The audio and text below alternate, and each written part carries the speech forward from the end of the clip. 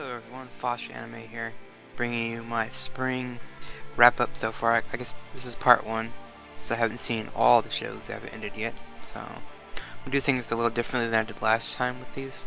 I'm going to do all the good shows that ended so far that I like this season, and then I'll do, mention some of the bad shows that I've watched, because in my spare time I watch a lot of anime, so. And let's see, starting off with, well, most people are going to roll their eyes at this one, but Valvrave, I know it got a lot of hate after certain musical episodes appeared, but I had fun with it because, you know, I'm a big mecha fan, that's one thing I love, and Sunrise is like kind of the king of mech. I mean, they have Gundam and all that, so they kind of know what they do with the mechanical mech side, but not so much with the, I don't know, story. I think they kind of failed that department, which I can, you know, kind of say. But for me, what got me interested in it was, like, again, the robots. And the trailer for it originally got me interested. And, you know, that's what usually ropes me in these shows. So, the trailers anyway. And what does this show having for me? Why did I like it? Well, for starters, it has some insane, kind of random quotes, like, when, you know, you first get the first robot fight, the main kid, his machine goes to 666 mode, which is basically overheat. It's gonna explode. And he kind of kills himself. And the quote before that is like, "What's beyond 666?" That just made me laugh. I don't know why. It's maybe the overhyped way the kid was talking about it. And he had other lines like, "Call me Moses because I'm about to split the Red Sea of students with a machine gun." So they had those kind of quotes. So a lot of these quotes just kind of off the wall. Like near the end of the series, it was close to like where Haruto and LF, they're kind of talking back and forth, and LF does this master plan and he kind of blows up this area. But the quote was kind of, you know, kind of homo, if you want to say. It was "You are the cream in my coffee," or something along those lines. And again, that guy said quotes are just kind of random in this series. And for all that, it was just fun guessing week to week who was going to be the pilot of which machine. At least I know with on my blog post where I was talking about it, every week I was just, you know, theorizing who would be the better pilot, and most of them are kind of obvious. I mean, the opening does show a key select of like 6 students, so out of those 6, most of them do become pilots in the opening. And I guess the negative would be a boring main character. I did not like the main kid whatsoever, and they revealed halfway through the series that his robot is special compared to everyone else. So, like, his has a special AI inside of it, and the whole mystery around that. And they also, you know, space vampires. That's a thing in the series. At the beginning, if you watched, you know, his first 3 episodes, you would know that the main kid does become it's kind of a space vampire. He does bite people and feed off them. And I guess the whole mystery of the whole show was what kept me going. Every week there's something new popped up. Yes, it was kind of dumb. The plots were stupid. I kind of agree on that. And close to like episode 10, they had a rape scene with Haruto and Saki.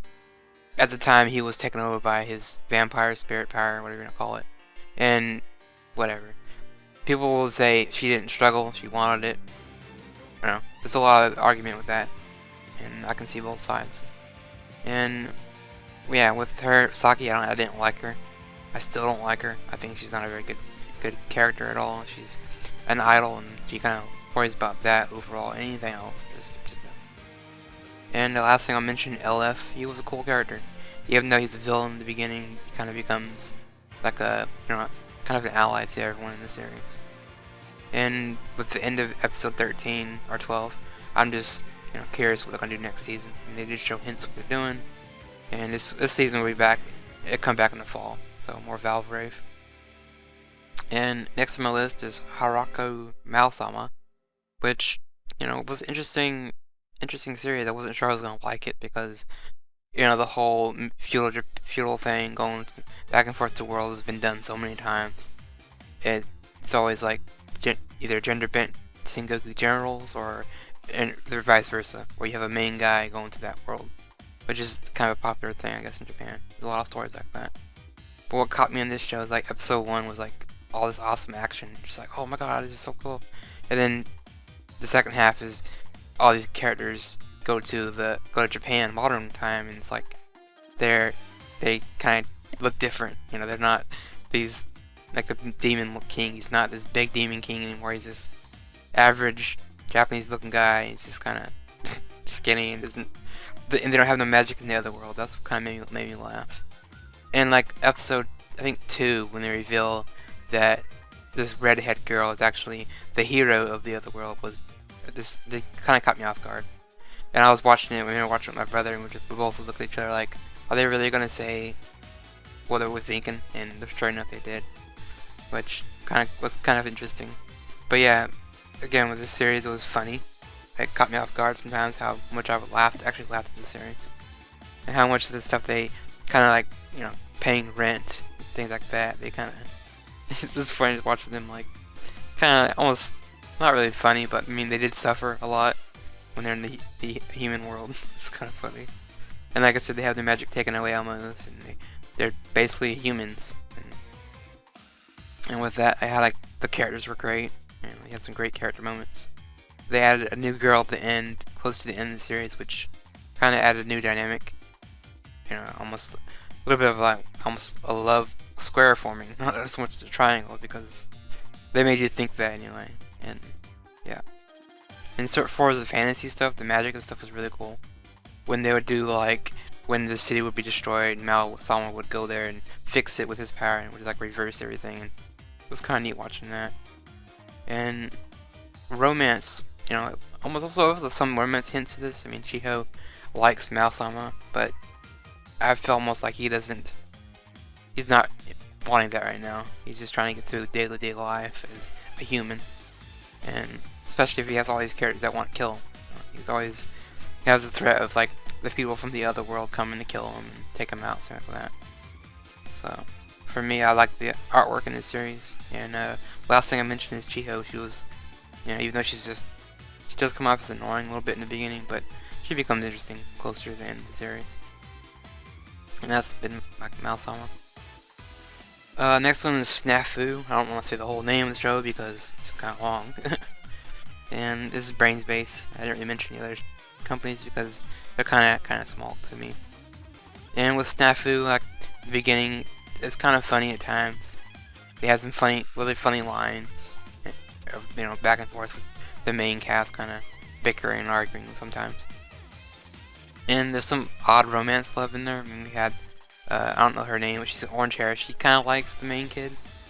I mean, they do kind of state it halfway through the series that she does have a thing for him, but with the main character, he's just kind of eh.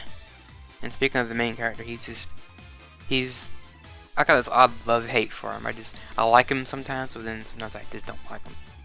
He does some things that are just like questionable. It's like, why would you even say that? It's just to be a jackass, but it's just how he is. I know episode like 12, I did not like what happened on the roof in that episode. It was just kind of stupid. Him making some kind of smart-ass comment that basically made this chick cry. I was like, damn, dude. You know, maybe so heartless all the time, but I get it, that's the way he's supposed to be. And speaking of the characters, just the great cast of characters. Yeah, all kinds of characters. And they just all 13. They had this sports festival. It was just funny seeing the characters kind of do something fun for once instead of bite to his heads off every 10 minutes. But in the end, I still felt that Hagana or Boku wa Tomodachi is a little bit better than this series. I know the themes are vastly different. I mean, Tomodachi's about, you know, a guy getting friends and everything. He wants friends. And there's more fan service in that show versus Snafu, which is straight up serious all the time. And it's more of a realistic view on high school. You know, everyone is not really accepted right away. You do something early on, you get marked as being this weirdo, and you don't really get that. Yeah, that's kind of a cool and interesting idea how they didn't, you know, cheese it up where the main kid falls in love with this girl that he doesn't like, and blah blah blah blah. You know, I'm glad they did not go that route, which is I would have hated it if they did. But yeah, for me, I still prefer Boku wa Tomodachi. I mean, it made me laugh more than Snafu, but Snafu had his moments, obviously. And last, I don't think anyone really reviewed this series or talked about it, because it's more of a moe slice of life show, whatever. I like these type of shows, so it's a nice break. But this show is a Yuyushiki, which is about these 3 girls that go to school in an all-girls school, and it's their day-to-day life, kind of get together, goofing around. And yeah, that might sound, oh, that sounds boring, but you know, it's a comedy, so that's a plus for me. It made me laugh a whole lot. You know, that's the important thing I look for in most anime, especially the comedies. If they can make me laugh, then they've done their job, you know, as a comedy.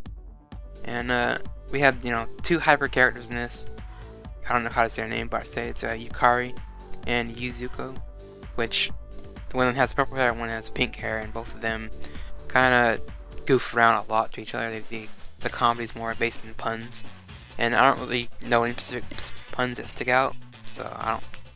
Yeah, again, it's the type of show you probably have to watch to get the comedy. And with these 2 girls, they would always harass this other girl named Yui, who has blonde hair, and because since there's Yuri in the name, they kind of do imply that both these girls kind of have a thing for Yui, so it's always constant them hitting back and forth. Usually, you know, funny jokes about her, or they do something like perverted, talk about her boobs and stuff like that.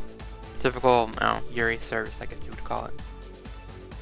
And yeah, this show it was interesting. I liked how funny it was. It was kind of a slower paced show than most comedies, because you kind of rely on the 2 main girls, the purple hair girl and the pink one, to set up these jokes, and they would bounce off each other and just kind of like goof around.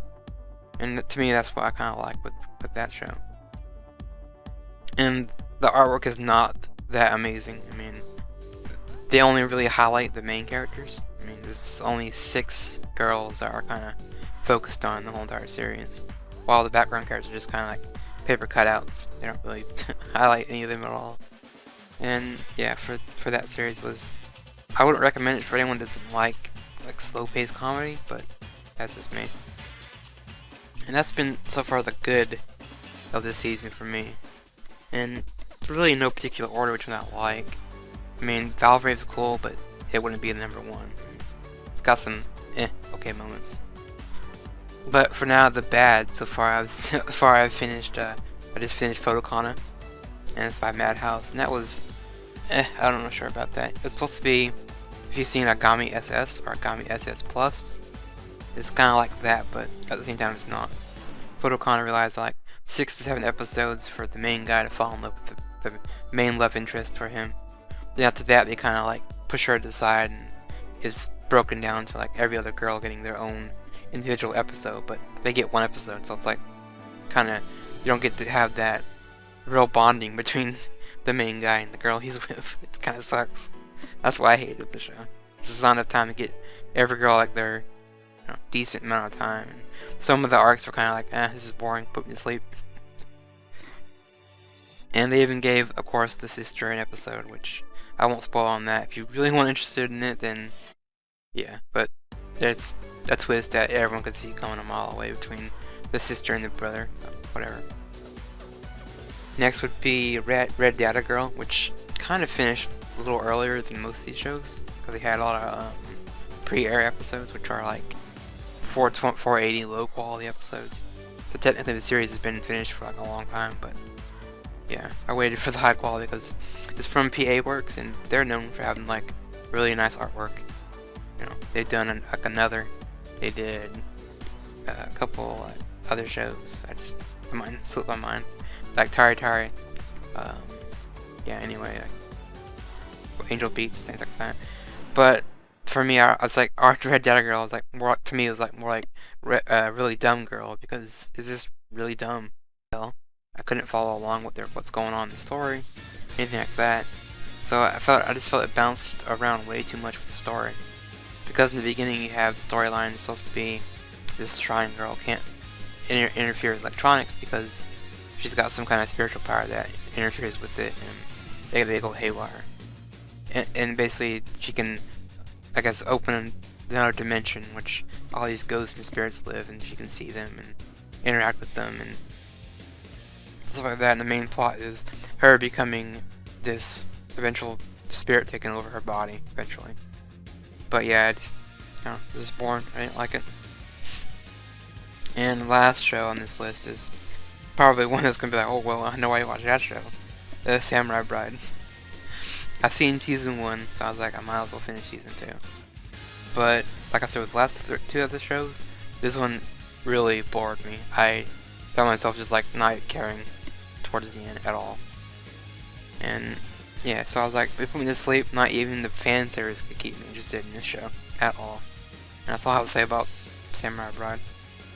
But that's been my spring wrap up, part 1, part 2, probably in a couple days, as I finish some more shows off here in the next couple of days.